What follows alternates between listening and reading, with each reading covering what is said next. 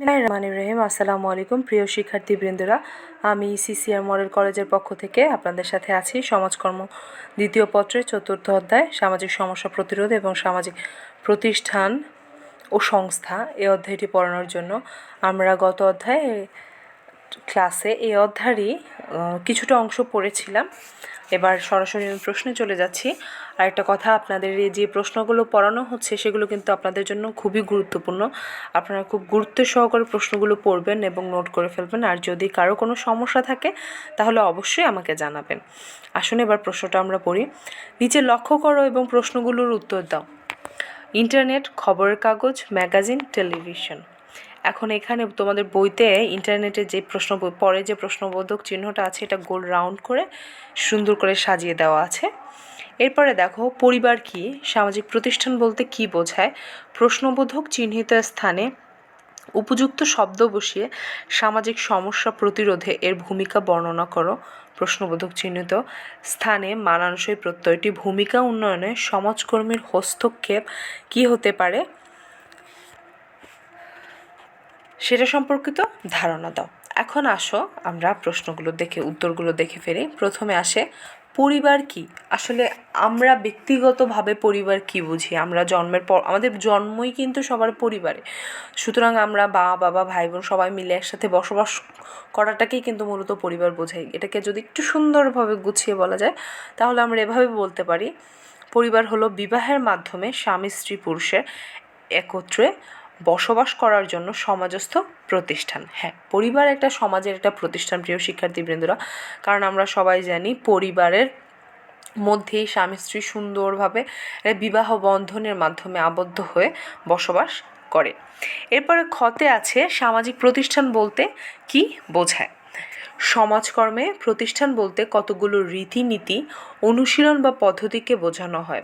কতগুলো প্রতিষ্ঠান বলতে সমাজকর্মের প্রতিষ্ঠান বলতে কতগুলো রীতিনীতি থাকবে, একটা নিয়ম কানুন থাকবে, সেটাকে সঠিকভাবে মানা, যেটা অনুশীলন বা পদ্ধতিকে বোঝানো হয়, যা সমাজ কর্তৃক স্বীকৃত ও প্রতিষ্ঠিত, যেটা আসলে সমাজ স্বীকৃতি দেয় এবং সমাজ প্রতিষ্ঠা করেছে, যেটা সমাজের সাথে আসলে ন্যায়সুলভ আচরণ করে, সর্বোপরি সমাজের উপকারে আসে। প্রকৃতপক্ষে এর রীতিনীতি অনুশীলন বা পদ্ধতিগুলো হলো সংগঠিত ব্যবস্থা বিশেষ। এই রীতিনীতিগুলো হচ্ছে সমাজের আসলে সংগঠিত একটা ব্যবস্থা। সামাজিক প্রতিষ্ঠান বিভিন্ন সম্পর্কে একটি সুসংগঠিত ব্যবস্থা। সামাজিক প্রতিষ্ঠান বিভিন্ন সম্পর্কের সাথে যুক্ত হয়ে একটা খুব ভালো একটা অনেকগুলো সম্পর্ক একসাথে গঠিত হয়ে সামাজিক একটা প্রতিষ্ঠান গঠিত হয়। এটা সুসংগঠিত একটা জায়গা ব্যবস্থা এবং সবাই মিলেমিশে কাজ করার জন্য সামাজিক জায়গা প্রতিষ্ঠানটা কিন্তু অনেক প্রয়োজন। এ ব্যবস্থায় সাধারণ নিয়মকানুন পন্থা পদ্ধতির মাধ্যমে সমাজে কিছু মৌলিক প্রয়োজন পূরণের ব্যবস্থা করা হয়। এই ব্যবস্থার মাধ্যমে আসলে সমাজের নিয়মকানুন মেনে আসলে মানুষের কথা ভেবে কিছু মৌলিক প্রয়োজনের ব্যবস্থা কিন্তু এখানে করা হয়, যেমন ধর্ম, পরিবার, বিবাহ। যেমন আমরা যে ধর্মাবলম্বী আমরা কিন্তু সে ধর্ম অনুপাতে আমরা আমাদের ধর্মীয় যে নিয়মকানুনগুলো সেটা আমরা পালন করে যাচ্ছি, যেটা আসলে ধর্মীয় নিয়মকানুন সঠিকভাবে পালন করলে কিন্তু সমাজের নিয়মকানুন পালন করতে খুব একটা বেশি কষ্টসাধ্য হয় না। পরিবারের মাধ্যমে আমরা শিক্ষা পাচ্ছি যে আমরা আসলে কীভাবে সমাজে চলাফেরা করব, কীভাবে পরিবারে চলাফেরা করব।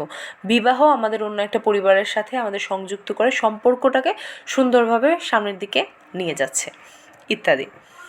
গ নাম্বার প্রশ্নে যেটা উত্তরে বলা আছে, প্রশ্নবোধক চিহ্ন স্থানে বসবে গণমাধ্যম, যা সামাজিক সমস্যা প্রতিরোধে গুরুত্বপূর্ণ ভূমিকা পালন করে। মূলত প্রশ্নবোধক চিহ্নিত স্থানে উপযুক্ত শব্দ বসিয়ে সামাজিক সমস্যা প্রতিরোধে এর ভূমিকা পালন বা বর্ণনা করতে বলা হয়েছে।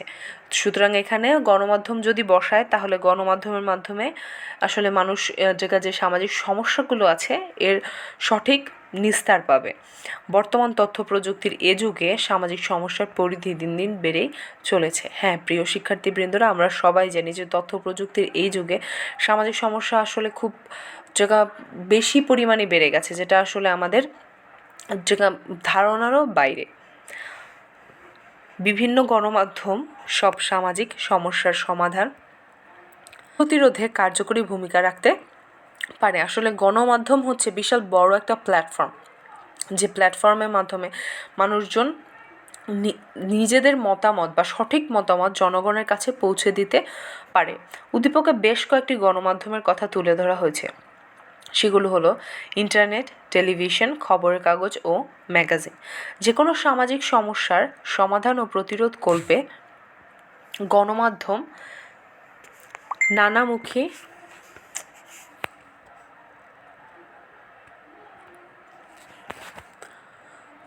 ভূমিকা পালন করে থাকে। আসলে গণমাধ্যমের ভূমিকা অনেক। গণমাধ্যম মানুষকে মৌলিক অধিকার সম্পর্কে সচেতন করে। গণমাধ্যমের মাধ্যমে আমরা জানতে পারি যে আসলে আমরা আমাদের মৌলিক অধিকার কী, আমরা কীভাবে আমাদের মৌলিক অধিকার আদায় করতে পারবো এবং কীভাবে আমাদের সচেতনতা তার মাধ্যমে আমরা আমাদের নিজেদের মৌলিক চাহিদাগুলো বা মৌলিক অধিকারগুলো পূরণ করতে পারবো। জনসংখ্যার সমস্যার সমাধান সম্পর্কে সকলকে অবহিত করে জনসংখ্যার হ্রাসকল্পে ভূমিকা রাখতে পারে। জনসংখ্যার যে সমস্যা রয়েছে, এই সমস্যা আসলে কীভাবে মুক্তি পাবে, কীভাবে জনসংখ্যাকে জনশক্তিতে রূপান্তরিত করা যাবে, সেটাও কিন্তু আসলে গণমাধ্যম থেকে মানুষজন খুব তাড়াতাড়ি জানতে পারবে। মাদকের বিস্তার রোধে মাদক বিরোধী আন্দোলন প্রচারণা গণমাধ্যম দ্বারা দেশের সর্বস্তরের জনগণের নিকট পৌঁছে দেওয়া যায়। আসলে মূলত আমাদের দেশে মাদক দ্রব্য সেবন এবং সে পরিপ্রেক্ষিতে তার যে ভোগান্তি, সেটা পরিবারের উপর গিয়ে অনেকটা পড়ে। এর মাধ্যম থেকে কিভাবে সরে আসা যায় সেটা গণমাধ্যম থেকে মানুষের কাছে খুব ভালোভাবে পৌঁছে দেওয়া যাবে এবং মানুষ সচেতন হবে গণমাধ্যমের মাধ্যমে। গণমাধ্যমের সাহায্যে জনগণকে স্বাস্থ্য সম্পর্কে সচেতন করা যায়। যেমন আমরা যখন অনেক আগে শুধুমাত্র একটা চ্যানেল ছিল বিটিভির মাধ্যমে, কিন্তু আমরা অনেক সচেতনতামূলক অনেক কিছু দেখতাম, যেটা আসলে মানুষ তখনকার সময় এতটা অবগত ছিল না। দেশের অবকাঠামোগত উন্নয়নে জনগণের অংশগ্রহণ নিশ্চিত করতে ভূমিকা রাখে গণমাধ্যম। আসলে দেশের একটা অবকাঠামোগত উন্নয়ন, মানুষের মানসিকতা চিন্তা ভাবনার ক্ষেত্রে কিন্তু গণমাধ্যম অনেক বড় একটা ভূমিকা রাখে। যেটা আমি তোমাদেরকে আগেও বলেছি যে গণমাধ্যম বিশাল বড় একটা প্ল্যাটফর্ম যে কোনো একটা মতামত প্রকাশের জন্য। বিভিন্ন টেলিভিশন চ্যানেলে নির্দিষ্ট সমস্যা কেন্দ্রিক, যেমন যৌতুক, বাল্যবিবাহ, নারী নির্যাতন, জঙ্গিবাদ ইত্যাদি বিষয়ে আলোচনা অনুষ্ঠান গণসচেতনতা বৃদ্ধি করছে। যেমন আমরা যে অনেকগুলো টক শো দেখি, সেখান থেকে কিন্তু অনেক বিজ্ঞ বা সমাজবিজ্ঞানীগণ বিভিন্ন সমাজস্থ সমস্যার বিভিন্ন সময় বিভিন্ন মতামত পোষণ করেন। তাদের এই মতামতের ভিত্তিতে কিন্তু অনেক সমস্যার সঠিক সমাধান বেরিয়ে আসে। এছাড়া জনগণের মাঝে ইতিবাচক দৃষ্টিভঙ্গি তৈরি, সচেতনতা সৃষ্টি, সামাজিক পরিবর্তন সাধন ইত্যাদি ক্ষেত্রে গণমাধ্যম গুরুত্বপূর্ণ ভূমিকা পালন করে থাকে। এছাড়া আসলে জনগণের যেটা আমি বললাম যে জনগণকে খুব ভালোভাবে বোঝানো, তাদের দৃষ্টিভঙ্গি পরিণত করা, তাদেরকে সচেতন করা যে না, আমরা পারবো, আমরা যে সমাধান আছে, যে সমস্যা আছে, সেটা আমরা খুব সুন্দরভাবে সমাধান করতে পারবো, যেটা আসলে গণমাধ্যম দ্বারাই সম্ভব। প্রিয় শিক্ষার্থীবৃন্দরা, তোমাদের ঘ নাম্বার প্রশ্নটি আমি তোমাদেরকে ছবি তুলে পাঠিয়ে দেবো।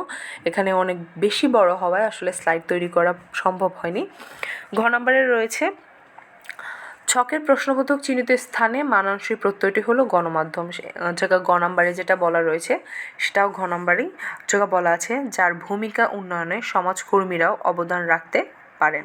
আধুনিক সমাজ বিনির্মাণে গণমাধ্যম অনন্য ভূমিকা পালন অনন্য। যেটা যে কোনো সমস্যার সমাধানে কিন্তু গণমাধ্যমের যদি কেউ সাহায্য নেয়, তাহলে কিন্তু সে খুব ভালোভাবে তার সমস্যার সমাধানটা পেয়ে যাবে। কিন্তু এই গণমাধ্যম যেমন কিছু ইতিবাচক দিক রয়েছে, আবার কিন্তু কিছু নেতিবাচকও দিক রয়েছে।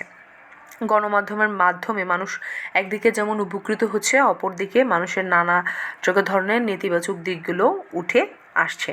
উদ্দীপকে ইন্টারনেট, টেলিভিশন, খবরের কাগজ, ম্যাগাজিন ইত্যাদি গণমাধ্যমের কথা উপস্থাপন করা হয়েছে।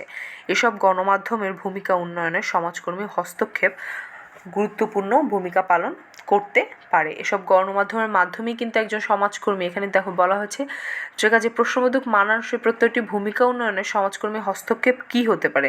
সেক্ষেত্রে কিন্তু সমাজকর্মীর হস্তক্ষেপ কিন্তু অনেক গুরুত্বপূর্ণ একটা ভূমিকা পালন করবে। সামাজিক কাঠামোগত পরিবর্তন সম্পর্কে সমাজকর্মী গণমাধ্যমকে অবহিত করতে পারেন, যে আসলে এই কীভাবে সমাজের কাঠামোটা পরিবর্তন হচ্ছে।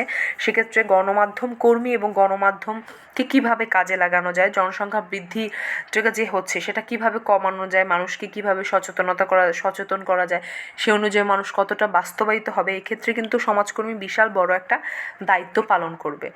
সমাজস্থ মানুষের মৌলিক অধিকার রক্ষার বিষয় সম্পর্কে কিন্তু মানুষকে, ঠিক আছে, যেটা আগেও আমি বলেছি যে মানুষের কিন্তু সকল স্তরে গণমাধ্যম যদি চায় তাহলে তার ভূমিকা পালন করতে পারে, এবং সেক্ষেত্রে যেটা কিন্তু কোনো দিকেই পিছপা হওয়া বা কোনো দিকেই যেটা হেরে বা না হারার কোনো কথা এখানে নেই। সুতরাং এখানে সংবাদকর্মী বা প্রতিষ্ঠান যদি সমাজ বিরোধী কোনো তথ্য প্রচার করে, সেক্ষেত্রে সমাজকর্ম, গণ আন্দোলন কর্মসূচি গ্রহণের মাধ্যমে জনগণকে উদ্বুদ্ধ করবে। গণমাধ্যমও যদি কোনো অন্যায় করে, সেক্ষেত্রেও কিন্তু গণমাধ্যমের কাছে সঠিক সমাধান রয়েছে। ইলেকট্রনিক মিডিয়া ও অন্যান্য মিডিয়াকে বিভিন্ন সমস্যার তথ্যাদি প্রচারে তথ্যগত সহযোগিতা করতে পারেন। এভাবেই গণমাধ্যমের ভূমিকা উন্নয়নে একজন সমাজকর্মী সাহায্য করতে পারেন, যেটা আসলে সমাজকর্মীর কাজ, সমাজের কর্ম এবং সমাজের উন্নয়ন করা। সেক্ষেত্রে সে তার কাজটা সঠিকভাবে সম্পাদন করবে এবং তার এই কাজের মাধ্যমেই সমাজে যারা বসবাসরত মানুষ রয়েছে তারা কিন্তু উপকৃত হবে। সুতরাং প্রিয় শিক্ষার্থীবৃন্দরা, আমরা এই প্রশ্নটি পড়লাম, আশা করি আপনারা খুব ভালোভাবে প্রশ্নটি পড়ে ফেলবেন। আর আপনাদের এই প্রশ্নের আলোকেই কিন্তু আপনাদের পরীক্ষা হবে, সুতরাং আপনারা প্রশ্নগুলো পড়ে এবং লিখে আমাকে অবশ্যই ইনবক্স করবেন। আর আপনাদের কোনো সমস্যা থাকলে আমাকে জানাবেন। ধন্যবাদ সবাইকে। আসসালামু আলাইকুম।